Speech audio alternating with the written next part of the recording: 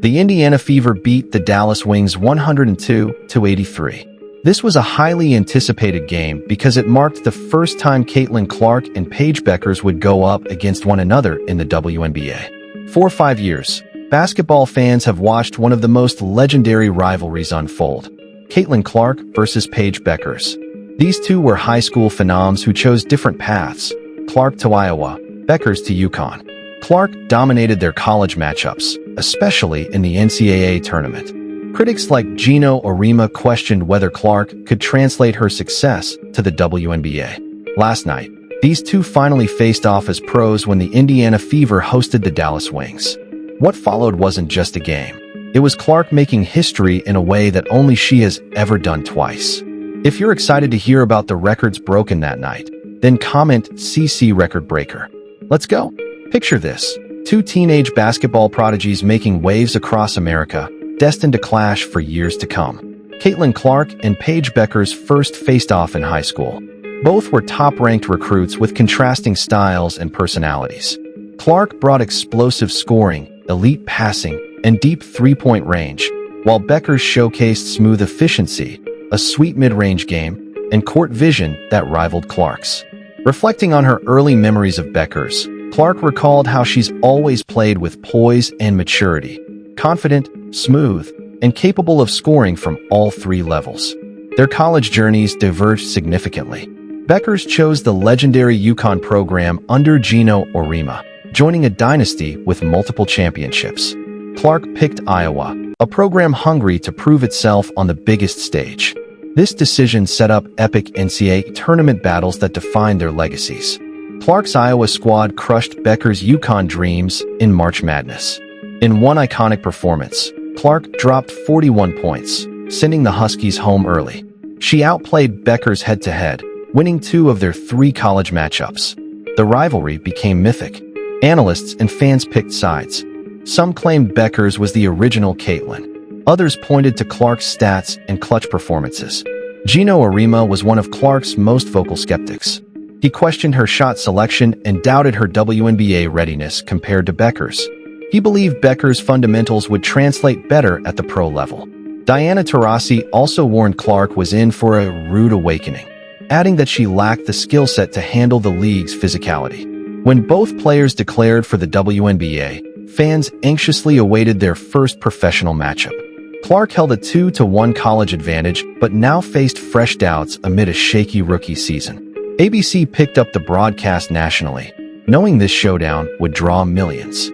Clark's recent struggles with the Fever made the stakes even higher. She leaned on her work ethic and comparisons to Steph Curry's slumps for motivation. Her confidence never wavered. But behind the scenes, tension brewed. The Fever were stumbling, coming off embarrassing losses to the LA Sparks and Golden State Valkyries, teams they were expected to beat. Clark acknowledged the inconsistency, saying the team couldn't stack good games. Coach Stephanie White emphasized the importance of staying focused on upcoming matchups before the All-Star break. However, there was a deeper issue, a philosophical clash between Clark's fast-paced vision and White's slower half-court system. Clark wanted to push tempo and create fast break opportunities, but White preferred control and structure. Their on-court disagreement during a game against the Atlanta Dream, captured on camera, exposed this conflict. Lineup changes compounded the issue. Clark was returning from injury, Dyrus Dantas was back from national duty, and chemistry was all over the place. Missed shots, turnovers, and lack of transition opportunities made things worse. Despite her slump, Clark stayed confident. "I'm never going to stop shooting." The Fever's win against Atlanta snapped their losing streak, but the tension with Coach White lingered. That set the stage for Dallas. Would White finally let Clark run the show her way? The answer was yes. In a pivotal moment, White trusted Clark to control tempo and orchestrate the offense. This wasn't a small adjustment. It was a philosophical shift. The results were immediate. Early on, the game was tight. Both teams tested the waters in the first quarter. Clark facilitated well, but the fireworks hadn't started yet. Then came the second quarter. Clark pushed the pace relentlessly, throwing full-court touchdown passes that fans love. The Fever erupted for 36 points, outscoring Dallas by 21 in that quarter alone. It was breathtaking basketball.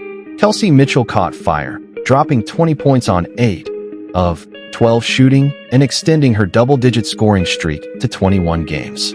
Natasha Howard ran the floor like a gazelle, finishing with 18 points on 8 of 9 shooting. Aaliyah Boston dominated the paint, feasting on the space Clark created. The chemistry between Clark and Boston was perfect. Clark drew defenders, Boston capitalized. Sophie Cunningham added energy and scoring off the bench, scoring 13 points and surpassing 1,500 career points. The Fever shot an astonishing 76.2% in the second quarter, going on a 33-9 run. Dallas couldn't keep up. The Fever's 64 first-half points broke a franchise record and became the highest-scoring half by any WNBA team in the 2025 season. Their 30 assists tied a franchise record. Clark had 13 of those. The team finally clicked under her leadership. Cunningham's layup and relentless pace further buried Dallas. This wasn't just a win, it was dominance. The Wings had no answers. Eriko Gunbowl, one of Dallas' best players, went 0-4-10 and finished with just 2 points. Clark's defense, anticipation, and ability to read passing lanes disrupted the Wings completely. Dallas resorted to physicality, grabbing Clark off ball, refusing to switch, but it backfired. Clark used their aggression to find open teammates and drive into open lanes. The final score, 102-83, said it all. Clark had shut down every critic. Her stat line, 14 points, 13 assists, 5 steals, and history. She became the only WNBA player ever to achieve that stat line twice in her career. Her impact went beyond numbers. One defensive play, a block followed by a full-court assist to Cunningham, showcased her complete awareness and basketball IQ. The prophecy was fulfilled. The Fever played Clark basketball for 75-80% of the game, fast, fluid, and fierce. They moved the ball, pushed tempo, and created offense through defense. Clark's style, once questioned, was now validated at the highest level. The franchise records fell. Teammates thrived. Chemistry soared. And most importantly, the rivalry with Bueckers entered a new phase, with Clark dominating the opening act. The Fever now face tough road games against Connecticut and New York, but with Clark fully unleashed, anything feels possible. If you're excited about the Fever now that Clark is back, comment CC Record Breaker. Like, subscribe, and turn on all notifications so you never miss out. Click the video on the screen, and we'll see you in the next.